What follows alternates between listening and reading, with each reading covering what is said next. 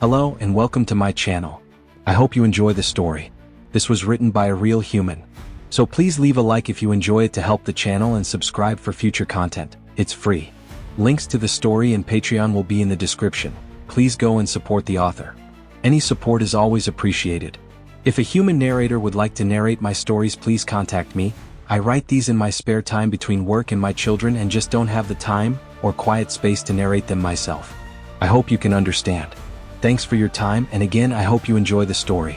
And for the love of everything YouTube, this is literature, so please leave my channel alone. Let's get into it, folks.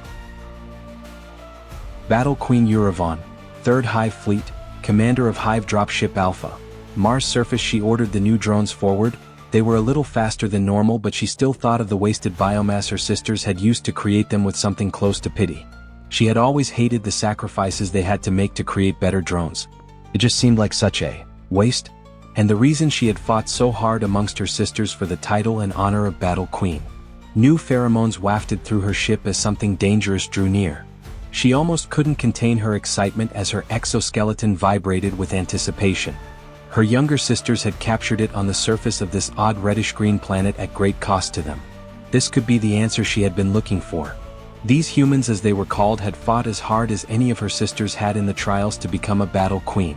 And a Battle Queen never passed up a chance to fight a worthy foe. She nearly chittered like a new hatchling. She took a deep breath, closed her eyes and calmed herself. Ancestors, guide me. Ancestors, protect my nest. Give me the strength of our forebearers. She recited the ancient chant. The pheromones were so strong. It was 2 chambers over and she could smell it already. She had to stay calm. This was only one of 4 they had captured. It had single-handedly killed over 200 drones. Like some sort of ancient legend. An apex species. This was something that only happened in stories.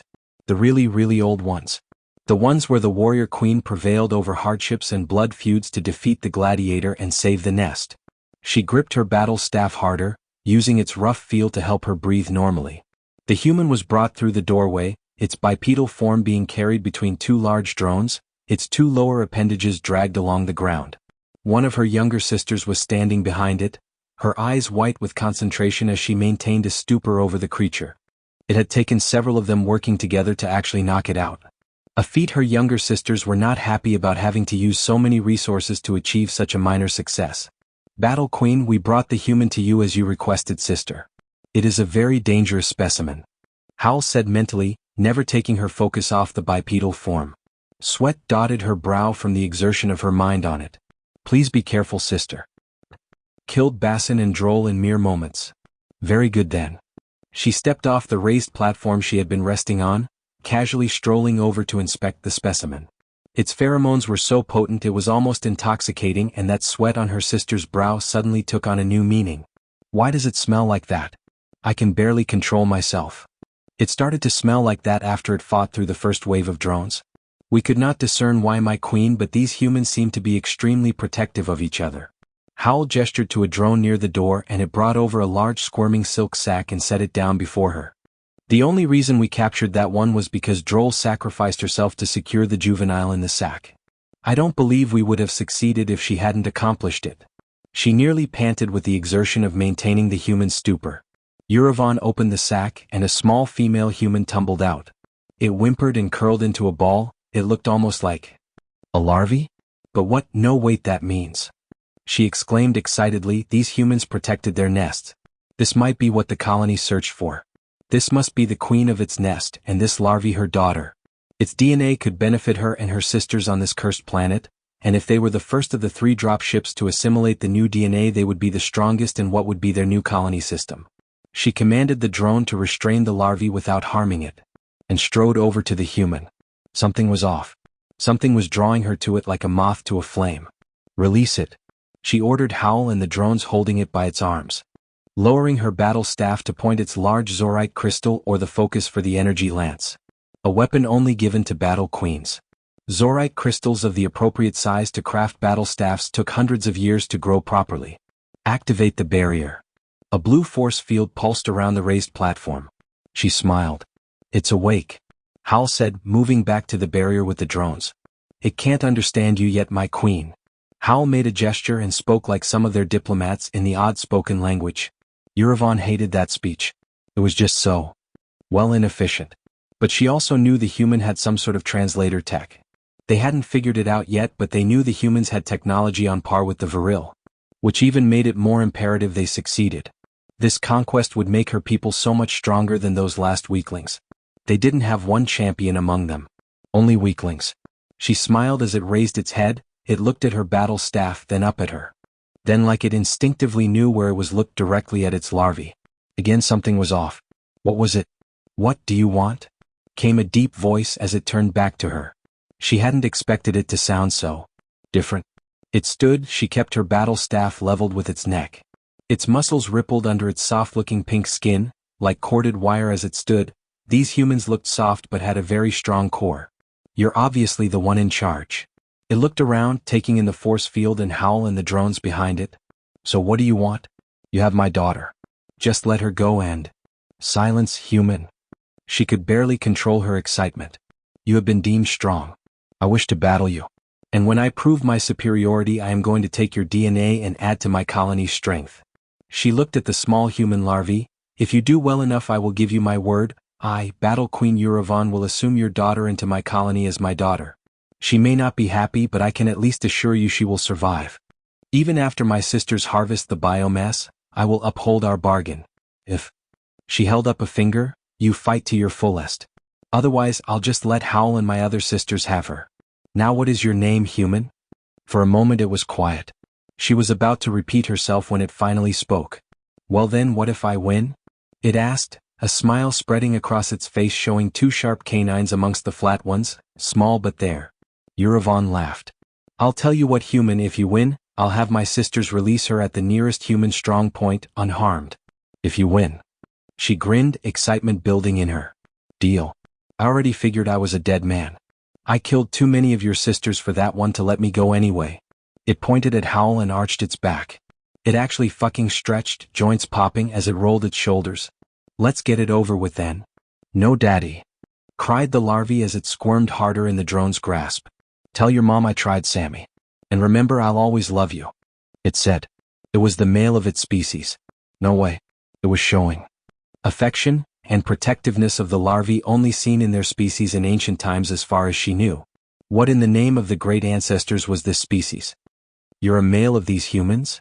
The pheromones he was producing suddenly made sense. He must be in their mating cycle. They had scoured their allies' data files on these humans before targeting this system. But they could only glean basic information. None of their allies had been close to the Sol Alliance, only trading partners of trading partners. Fascinating. She circled him now that she knew he was male. Moved fast. Like a loaded spring, she almost missed his subtle shift in stance as she managed to block his leg with the battle staff. His hand shot in from the side. It didn't have claws, but it struck the same arm she managed to block with enough force to cause it to go numb. And his other hand came in high, but she easily dodged that strike towards her face. Then she lashed out herself. She struck the leg he was pivoting on with one of her sub-legs. It was like striking a root. How dense were their muscles? But the strike caused him to jump away, allowing her to reassess her opponent. She was smiling as she began to spin her staff. "Oh human, I've waited for this day for nearly 2 centuries. She couldn't contain it any longer. She began to laugh as she sprang at him. Her staff spun in to strike his leg, which he deftly avoided. But her second strike took him directly in the midsection, a mighty kick that would level any viril warrior drone. He took it, catching her foot. She felt something crunch in the man's abdomen, but he used her momentum to wrap his body around her leg the foot was attached to and wrenched it viciously. She had known that it would cost her as soon as he managed to catch it, and as the pain shot through her leg from the fracture, her dominant hand struck him in the head. It was hard. And she had swung hard. She felt her hand fracture as they both hit the floor. She let out a cry of pain as he slammed his fist into her midsection, blasting the air out of her before rolling away to come up to his knees. He shook his head, dazed but still aware. But she could see a red liquid spraying out of a gash she had opened on his temple. She quickly stood, using her secondary legs to support more of her weight. The man launched himself at her again. This time he tried to tackle her, probably realizing he had an advantage in close quarters fighting. She managed to spin away, catching him in the right arm with her battle staff as he tried to catch her in them. She activated her lance, only for a moment, its energy blade leaving a deep clean cut from his wrist to his elbow. She deactivated it with a thought, spinning it into a guard position. "You're very good, human. I don't know if I can wait to beat you. We must gain this strength to add to our own. Orion said with glee. I'll have to end this soon. The human tore a piece of its garment off and crudely tied it around his arm, which had turned red, sinking it tight with his teeth and good hand as she circled him. He stayed wary of her and especially her battle staff now. She faked left, trying to get him to open himself up for a quick finishing strike, but as she juked back right he hit her. Full force.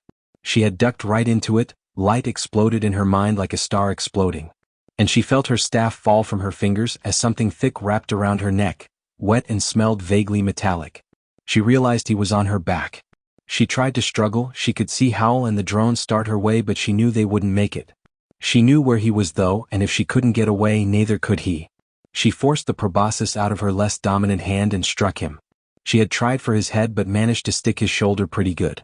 Spots started forming in her vision as the man squeezed. She injected him, managed to withdraw the proboscis and struck him again. As she injected yet another larvae, she felt him jerk violently.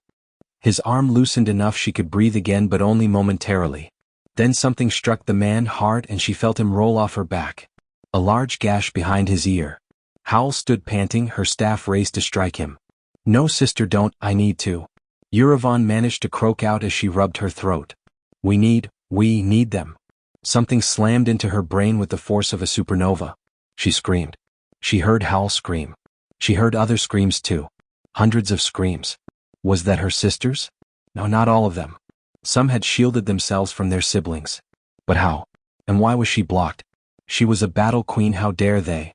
She felt so warm, like she was burning from the inside. What was happening? She couldn't contain it anymore. She screamed even louder if that was possible. A sticky substance seemed to ooze out of her pores, her exoskeleton seemingly turning into a soft malleable sack as darkness consumed her.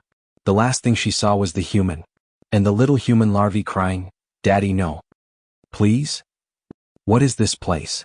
She was suddenly sitting on the ground, a bluish-green grass swaying gently in a breeze. Where am I? I've never seen this before. She started to panic. She had been on her ship only moments ago. She had fought the human man, then. Damn it, she couldn't focus. She stood, realizing her leg wasn't fractured. She narrowed her eyes. This wasn't right. What the fuck are you doing here? Came a deep male voice. The same one she had fought earlier. You can't even let me die in peace. She sprang forward, turning to face the human. She couldn't believe it. Oh, no. It can't be. By the ancestors, what have we done? She cried out, taking another step away from him. No. This couldn't be what her ancestors had warned about. Had she lost control of her mind? No, that wasn't it. She looked at the man. He hadn't moved from where she had first seen him. He stood watching something in the distance. The storm? Where were they? Ah, I get it now, I can feel you. Like I can feel them. He pointed behind him. She could see two larvae clinging to his broad shoulders, their tiny claws grasping his shirt. No. It can't be. She stuttered, recognition and realization hitting her at the same time. But that means? Those are my. Oh no, this is your mind. She exclaimed, looking at the giant storm clouds laced with white flashes of lightning. You have to stop it. It'll kill us. I shouldn't be here. Why? She screamed. Her legs buckled as she spent her mental energy slamming against some kind of barrier as she tried to escape. Why? She whimpered. His hand grasped her shoulder, she hadn't even noticed him approach her. I should kill you.